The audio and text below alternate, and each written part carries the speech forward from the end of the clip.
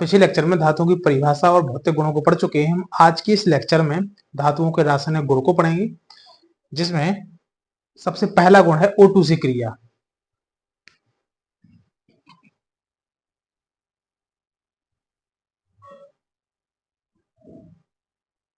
यानी कि reaction with O2। देखो, इसको पढ़ने से पहले हम एक क्वेश्चन से शुरुआत करते हैं इसकी, जो कि आपको स्क्रीन पर दिख रहा है कि धातुओं का वायु में दहन करने से क्या होता है। तो जब मैग्नीशियम का वायु में दहन होता है तो उसका दहन एक चमकदार श्वेत ज्वाला से होता है। तो क्या सभी धातुओं का दहन इसी प्रकार से होता है? तो इसके आंसर के लिए हम इस गुण को बहुत ही विस्तार से पढ़ेंगे। इससे संबंधित जितने भी क्वेश्चन हैं वो सभी बिल्कुल कंप्लीट हो जाएंगे। बस आपको क्या करना है, इस वीडियो को शुरू से अंत तक देखना है और बिल्कुल भी स्किप नहीं करना है, ठीक है। तो धातु जब वायु से या ऑक्सीजन से क्रिया करती है, वायु का मीन्स यहाँ पे ऑक्सीजन से है, तो हम जब भी वायु की बात करेंगे यानी कि हम ऑक्सीजन की बात करेंगे। तो जब धातुएं वायु से क्रिया करती हैं तो धातु ऑक्साइड बनाती है, ठीक है। तो जब धातु ऑक्सीजन से क्रिया करती है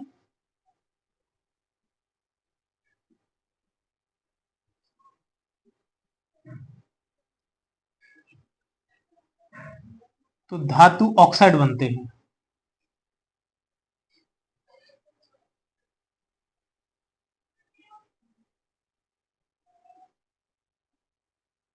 धातु ऑक्साइड बनते हैं, जैसे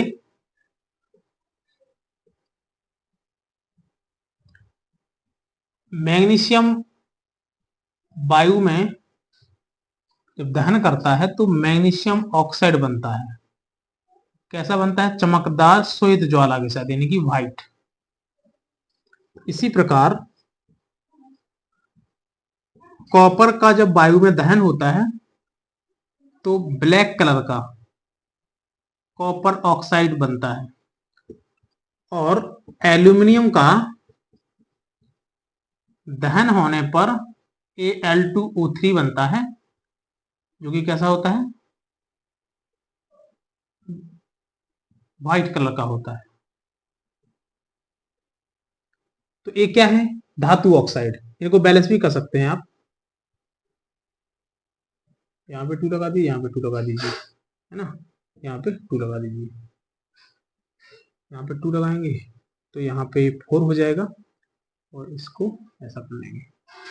तो इस प्रकार से बैलेंस कर सकते हैं, ठीक है। ये क्या है? धातु ऑक्साइड। अब जब धातु ऑक्साइड की बात होती है तो हमको आज के इस लेक्चर में धातु ऑक्साइड को 3 प्रकार से पढ़ना है। सबसे पहले इनकी प्रकृति के बारे में, इनकी प्रकृति कैसी होती है। दूसरा, इनकी विलेयता, यानी जल में विलेय होते हैं या नहीं होते हैं, ठीक है। होते हैं तो कौन से होते हैं। तीसरा है कि O2 से जो क्रिया करते हैं तो उसकी दर क्या होती है, यानी क्रिया की दर क्या है, रेट ऑफ रिएक्शन, ठीक है। यानी कि नेचर, इनकी प्रकृति क्या है, यानी कि नेचर क्या है इनका, सॉल्युबिलिटी क्या है इनकी, और रेट क्या है, ऑक्सीजन से क्रिया करने की दर क्या है, ठीक है। तो हम पिछले चैप्टर में पढ़ चुके हैं कि जो कॉपर ऑक्साइड होता है वो हाइड्रोक्लोरिक अम्ल से क्रिया करता है तो लवण बनता है। जैसे CuO किससे क्रिया करे? HCl से, तो बनता है CuCl2 प्लस H2O। यानी कि ये क्या है? ऑक्साइड है, धातु ऑक्साइड है। ये क्या है? अम्ल है ना। बैलेंस भी कर सकते हैं, यहाँ पे 2 लगा दो तो बैलेंस हो गया है, ठीक है। अब इसका मीन्स ये हुआ कि धातु ऑक्साइड अम्ल से क्रिया करके लवण और जल बनाते हैं। मतलब धातु ऑक्साइड जितने भी होते हैं इनकी प्रकृति कैसी होती है? क्षारीय प्रकृति। बहुत इंपॉर्टेंट बात करने जा रहा हूं, बहुत ही ध्यान से पढ़ना है आपको, ठीक है। देखो, जो धातु ऑक्साइड होते हैं, धातु ऑक्साइड की प्रकृति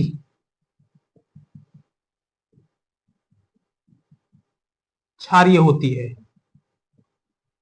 यानी कि सभी जो धातु ऑक्साइड होते हैं वो नेचर में कैसे होते हैं? बेसिक होते हैं। इनका नेचर कैसा होता है? बेसिक। लेकिन याद रखेंगे हम, परंतु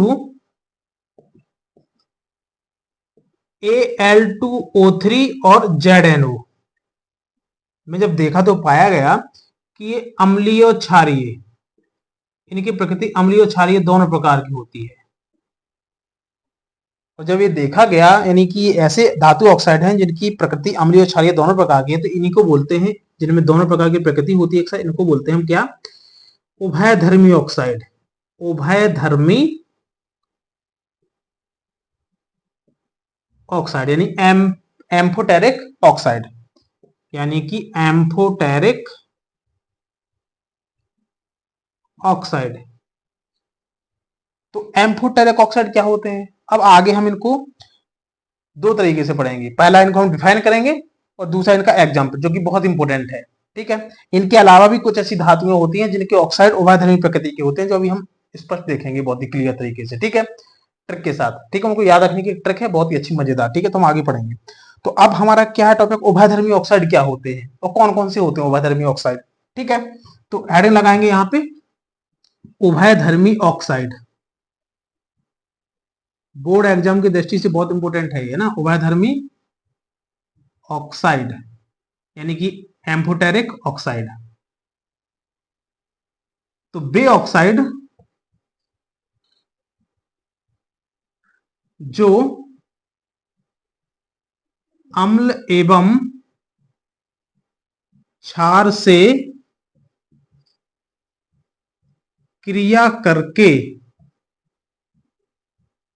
लवण और जल देते हैं, उन्हें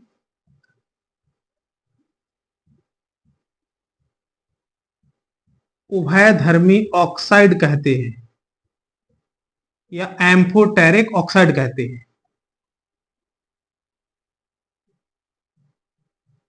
जैसे हम स्पष्ट देखेंगे यहाँ पे, जैसे कि मतलब अम्ल और क्षार से किस प्रकार से रिएक्शन करते हैं और लवण और जल कैसे देते हैं। जैसे देखो एग्जाम्पल के लिए अपना एक उभयधर्मी ऑक्साइड है कौन सा? Al2O3। तो इसी में देख लेते हैं हम Al2O3।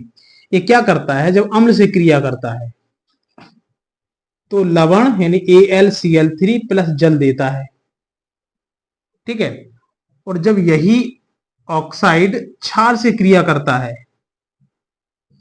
तब भी क्या करता है? लवण और जल देता है, यानी कि दोनों प्रकार की प्रकृति दिखा रहा है यहाँ पे। ठीक है, बैलेंस भी कर लो इनको, है ना।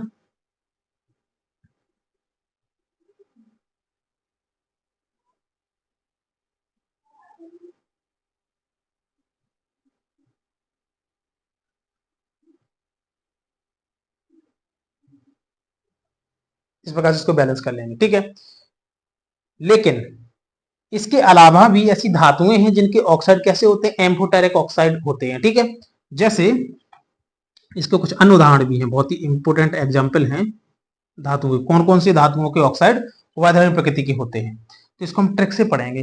ठीक है, कैसे? बेरिलियम, जिंक और टिन पीवे आलू सब्जी।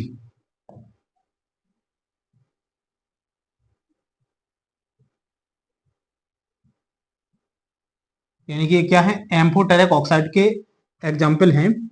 ये ऐसी धातुएं हैं जिनके ऑक्साइड एम्फोटेरिक प्रकार के होते हैं, यानी इसको क्या बोलेंगे हम? बेरिलियम,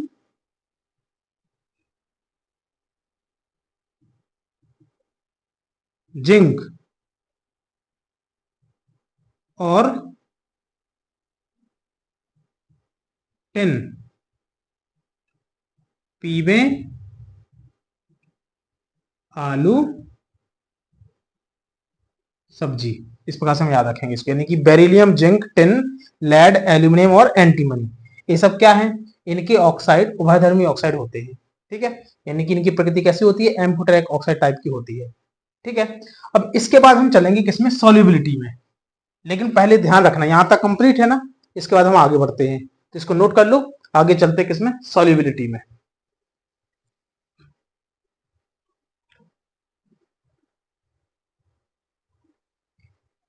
देखो नेक्स्ट अपना क्या है? सॉल्युबिलिटी।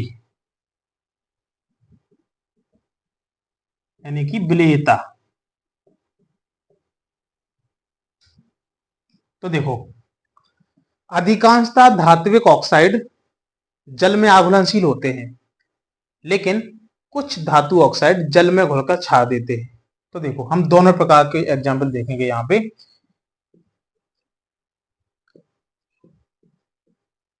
अधिकांशतः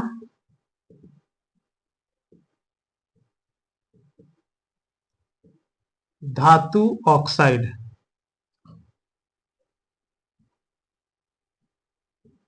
जल में इनसॉल्युबल यानी कि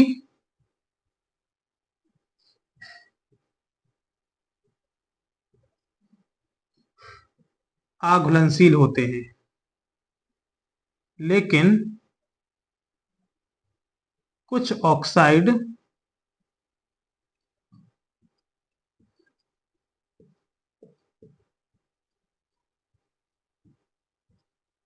जल में घुलकर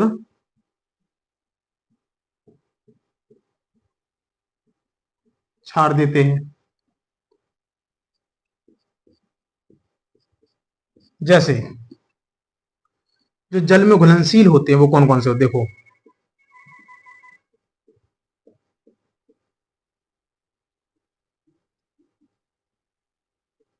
जल में घुलनशील ऑक्साइड, पहला कौन सा होता है? Na2O, और फिर K2O, और Li2O, और CaO भी होता है। अब देखो, ये जल में घुल के क्षार कैसे देते हैं? किसी किसी दो पर भी देख लो। देखो, हम देखते हैं Na2O, सोडियम ऑक्साइड, ये क्या करता है? जल में घुलकर क्षार देता है, यानी कि 2NaOH। इसी प्रकार से K2O, K2O ये क्या करता है? जल में घुलकर क्षार देता है, यानी कि 2KOH। और भी देख लो, जैसे CaO है, तो ये भी क्या करता है? CaO ये जल में घुलकर क्षार देता है, CaOH का होल ट्वाइस, यानी कैल्शियम हाइड्रोक्साइड। तो एक कौन से ऑक्साइड है जो कि जल में घुलनशील है? अब देखो, सेकंड है जल में अघुलनशील।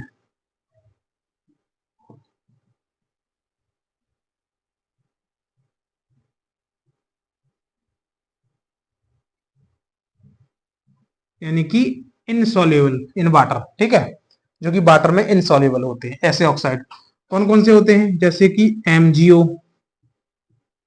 और Al2O3 एंड सो ऑन। यानी इनके अलावा जितने भी धातु ऑक्साइड हैं वो सब क्या है? जल में अघुलनशील है। सॉल्विटी होगी। अब क्या पढ़ना हमको? क्रिया की दर, यानी धातुओं की ऑक्सीजन से क्रिया की दर एक समान नहीं होती है, ध्यान रखना है, यानी अलग अलग होती है। कैसे होती है आगे देखते हैं, नोट कर लो इसको, बढ़ते हैं आगे। देखो, बहुत ही इंपॉर्टेंट टॉपिक है।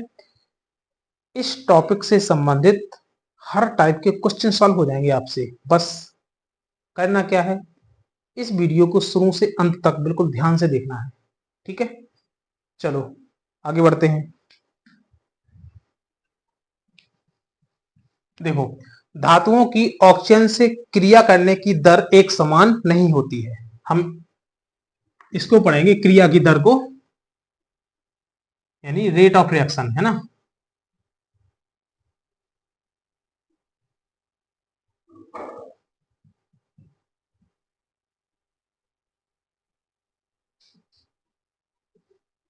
O2 के क्रिया की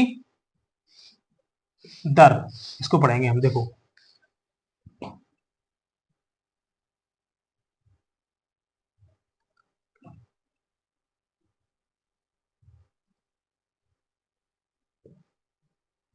धातुओं की O2 से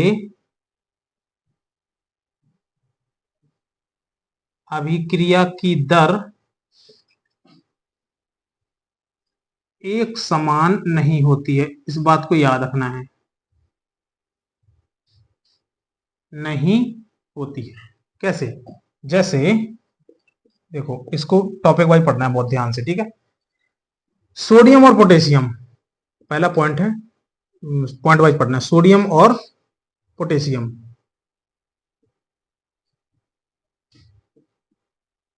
बहुत तेजी से क्रिया करती हैं। ठीक है, इसलिए इनको केरोसिन में, केरोसिन जो तेल होता है उसमें डुबा कर रखा जाता है। किस लिए? आकस्मिक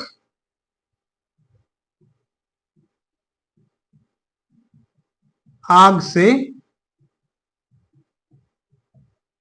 बचाने के लिए। एक क्वेश्चन आप लोग बचपन से पढ़ते आए क्लास 8 से, है ना, कि सोडियम को केरोसिन में डुबाकर क्यों रखा जाता है। तो पता होना चाहिए कि सोडियम बहुत ही क्रियाशील धातु है, क्योंकि इसकी जो O2 से क्रिया की दर है ना, वो बहुत तेजी से होती है। जैसे ये वायु के संपर्क में आता है तो तेजी से आग पकड़ लेता है, इसलिए इसको क्या करते हैं, केरोसिन तेल में डुबाकर रखते हैं। ठीक है, चलो next point, magnesium, aluminium, zinc और पीबी, ये क्या करते हैं, ये सामान्य ताप पर, सामान्य ताप पर क्रिया करके क्या करते हैं, ऑक्साइड की परत बना लेते हैं। ऑक्साइड की परत बना लेते हैं किसके लिए, ऑक्सीकरण से सुरक्षा हेतु। अपने ऊपर ऑक्साइड की परत बना लेते हैं ऑक्सीकरण से सुरक्षा के लिए, ताकि इनका ऑक्सीकरण ना हो सके। ठीक है, थर्ड पॉइंट, गर्म करने पर Fe का दहन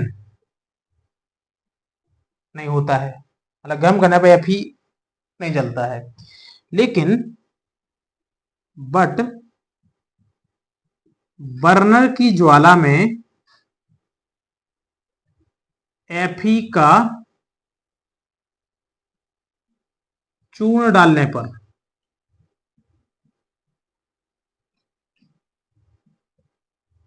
यह तेजी से आग पकड़ लेता है।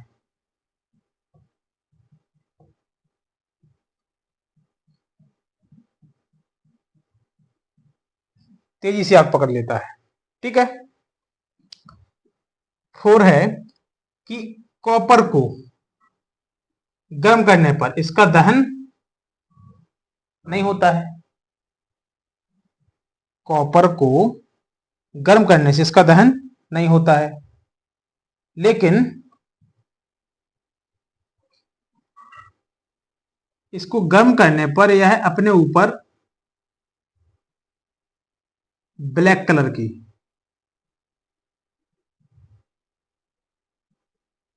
ऑक्साइड की परत बना लेता है। कॉपर को गर्म करने पर इसका दहन नहीं होता है, लेकिन गर्म करने पर यह अपने ऊपर ब्लैक कलर की एक ऑक्साइड की परत बना लेता है। ठीक है,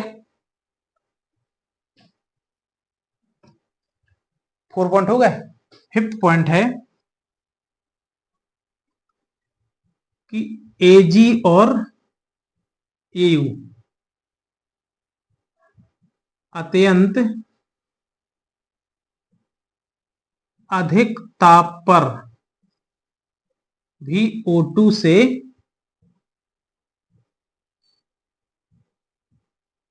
क्रिया नहीं करते हैं, मतलब इनका दहन नहीं होता है। देखो, ऑक्सीजन में दहन से जिंक, आयरन, कॉपर और पीबी की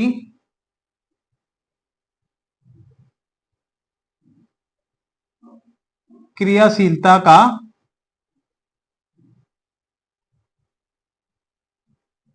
पता नहीं चलता है, ये ध्यान रखना है। ठीक है, तो इस प्रकार से क्या होगी, क्रिया की दर हो गई। तो ए वाला जो रासायनिक गुण है ना, फर्स्ट है रासायनिक गुण, ठीक है, O2 का। पहली अभिक्रिया की मतलब रासायनिक गुण जो धातुओं के हैं उसमें पहला गुण है क्या, O2 से क्रिया। तो जब भी धातु ऑक्सीजन से क्रिया करेगी या वायु से क्रिया करेगी तो धातु ऑक्साइड बनाती है। हम धातु ऑक्साइड को इन गुणों के अंतर्गत हम इनका अध्ययन करते हैं, प्रकृति, विलेयता, क्रिया की दर। ठीक है, तो हम मिलते हैं नेक्स्ट टॉपिक नेक्स्ट वीडियो में नेक्स्ट टॉपिक के साथ पढ़ाई करते रहिए। बहुत ही इंपॉर्टेंट टॉपिक है, बहुत ही ध्यान से पढ़ना है, ठीक है, नोट कर लो। मिलते हैं नेक्स्ट क्लास में।